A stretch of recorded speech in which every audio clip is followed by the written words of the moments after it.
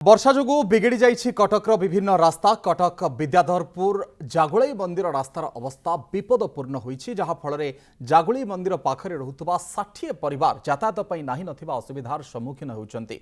बारंबार अभियोग करिबा परे मध्य कटक महानगर निगम पक्षरु रास्ता मरामती करा जाउ नथुबा अभियोग होइछि।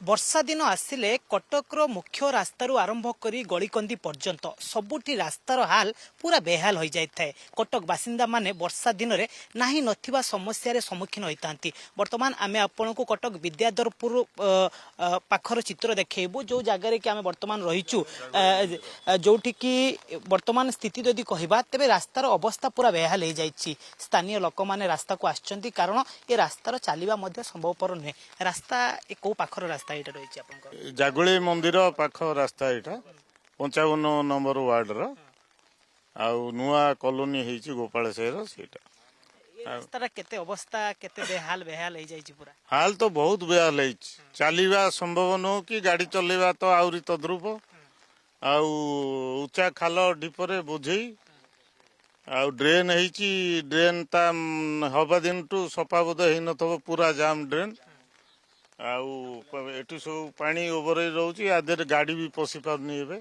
आम्बुलेंस आसिले बाहर ठिया हम लोक बोईकी आने पड़ू। 2008 रु बासोपयोगी घर या गोटा नुआ एरिया विद्याधरपुर पूर्वपट जागुलाई मंदिर पूर्वपटे ये नुआ बासस्थान होती 60 परिवार ये चलुंट। रास्तार एमती परिस्थिति रास्तार तो लाइट ना रास्तार गला बेले स्कूटर मोटरसाइकेल बहुत लोग पड़ी खंडिया खबरा भी होती। ये अवस्था से चलुंट। आज 18 वर्ष है परिस्थिति रही 60 परिवार चलुंट। भाई ना बड़ कथा होदी आप देखिए तेरे रास्ता मरामती आपण मैंने बारंबार अभियोग दौरान किंतु अभियोग को कहीं शुणुना। बारंबार अभियोग दिया सारापर मो नजर तो आम 6 वर्ष है एक्चुअली सीएमसी कहतु लोकल कॉर्पोरेटर कहतु सबुठी आम ये कम्प्लेन दे सारूँ, किंतु कौटी भी ये कम हो पारनी। ये केते थर कम्प्लेन दी केते थर साई लोक जाइए 60 नुह माने 100 परिवार रोचे, कारण ये खाली घर नुह भड़ाटिया भी बहुत आसिक रोचे।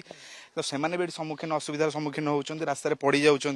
गाई बाछुरी मैंने देखते पोखरी भितर पड़ जाऊँच। भितर आम केते थर रेस्क्यू भी करूँ। भितर आ लोक मैंने छोट छोट छुआ साइकेल नहीं जाऊँच, स्कूल कॉलेज सब जाऊँच, सब रास्तार साइकेल पड़ जाऊँच। खंडिया खबरा डेली होती सब दायी किए रही। एत दिन कहला वर्षा सम्मुखीन रास्ता कटिगला आपको ये शुणव कि आम कथा शुणुची किए। आम समाधान पाऊँ आ कि उपाय पाइलुनु। आम माने लोक मान छाड़ी देचु, जहाँ करेंगे करेंगे भाव में प्रतिक्रिया नौले चित्र देखा 2018 ए रास्ता सांसन होते तेबे निश्चित भाव में एपर्यंत ए रास्ता मरामती हो पारना। रास्ता गोटे प्रकार मरण जनता सदृश पलटि। तेज नजर रे रास्तार स्थिति केबे सुधारुची, कारण 60 परिवार ये बास करुँच। 60 परिवार जीवा रास्ता होउची ए मुख्य रास्ता, किंतु ए रास्तार अवस्था जदि एभली हुए आगामी दिन में ए रास्तार स्थिति केबे परिवर्तन होउची ता देखिबार कथा। कटकरू कैमरा पर्सन अंजन कालीचरण रणजित, कनक न्यूज।